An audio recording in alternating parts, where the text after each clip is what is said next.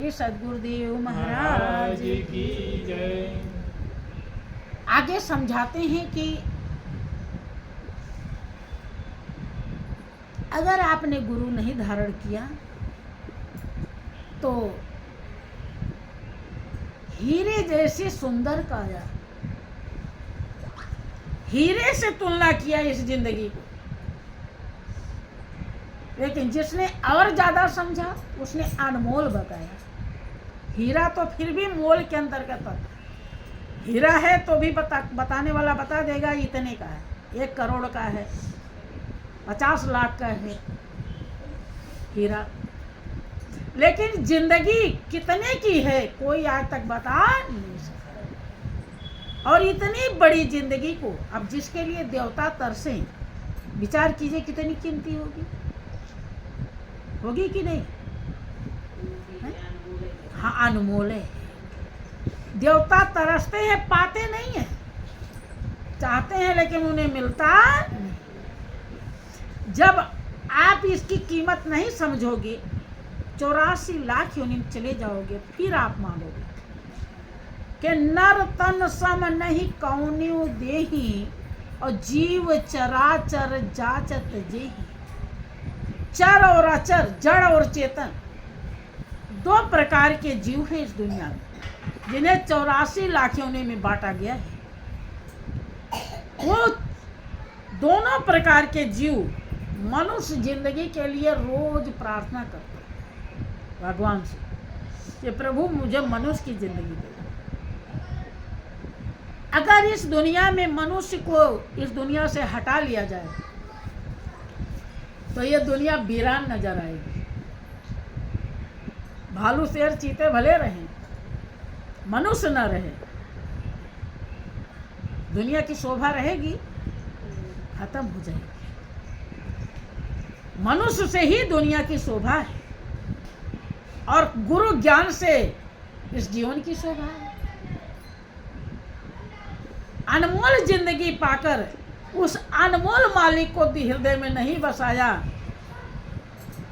उसको बसाया जो मोल के अंतर्गत आता है और जो पल भर में साथ छोड़ देता है, और जिसका साथ करने से तमाम प्रकार के उल्टे कर्म बन जाते हैं और जिसे 84 लाख योनि में भोगना पड़ता है। तो विचार कीजिए कि ये मूर्खता और अज्ञानता नहीं है और क्या है? क्या इसे चतुर सुजान कहा जाएगा? चतुर सुजान तब आप होंगे जब आप गुरु धारण करके और अपने लक्ष्य और ध्येय को प्राप्त हो जाए। कि हीरे जैसी सुंदर काया, के सुने लो चतुर सुजान निगुरा नहीं रहना। सुन लो चतुर सुजान निगुरा नहीं रहना। हीरे जैसी सुंदर काया, हीरे जैसी सुंदर काया, हरि के भजन बिन जन्म गवाया, हरि के भजन बिन जन्म गवाया। कैसे होगा कल्याण निगुरा नहीं रहना। कैसे होगा कल्याण निगुरा नहीं रहना। नहीं रहना भाई नहीं रहना, नहीं रहना भाई नहीं रहना।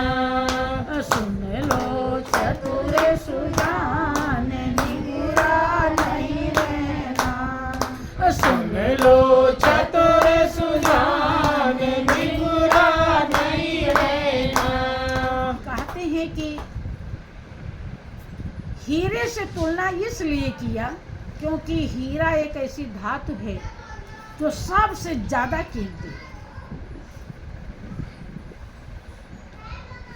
इसीलिए हीरे से बड़ी कोई धातु ही नहीं है जिससे तुलना करें इस जिंदगी की।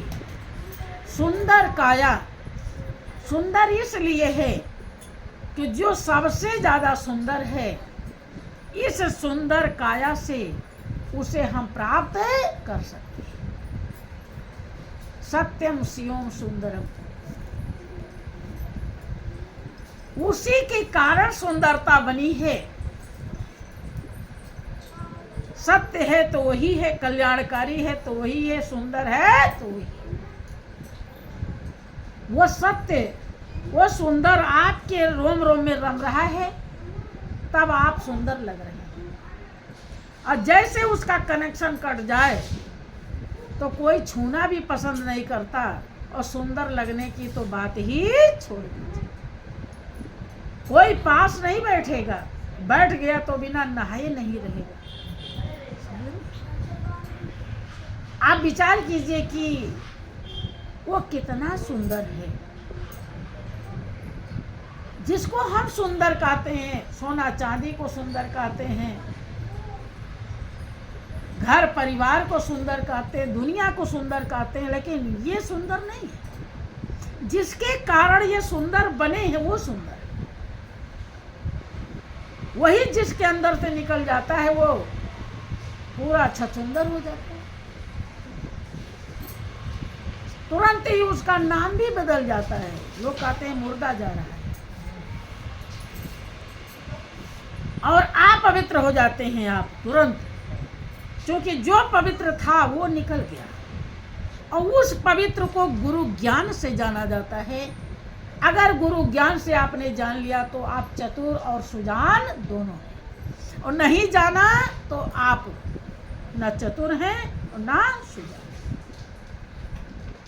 केवल केवल केवल उसी को जानने पहचानने के लिए, उससे दिल लगाने के लिए आपको जिंदगी मिली, इसका और कोई मकसद नहीं।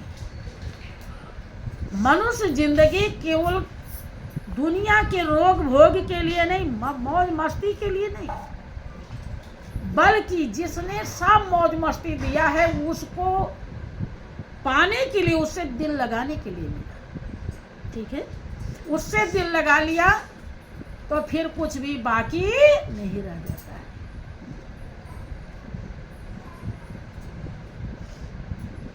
किसी ने कहा कि भगवान तुम्हारे चरणों में जब प्यार किसी का हो जाए, भगवान तुम्हारे चरणों में जब प्यार किसी का हो जाए, दो चार की तो फिर बात ही क्या, संसार उसी का हो जाए।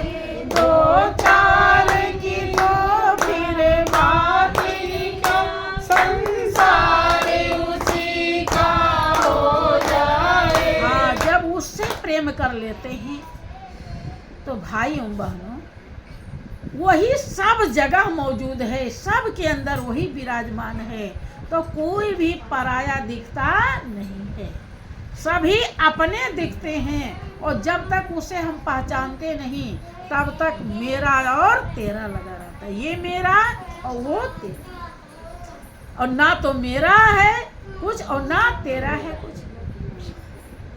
यही उसके पहचानने के बाद यही खत्म हो जाता है, और यही पर्दा है। जैसे खत्म होता है तैसे मालिक और आप एक हो जाते हैं। देखो किनका हो गया कि गड़ी काने कान सफेद पढ़ा, सबरी क्या रूप की रानी थी। गड़ी काने कान सफेद पढ़ा, सबरी क्या रूप की रानी थी। जिसमें छल कपट कलेश नहीं, बेड़ा पार उसी का हो जाए।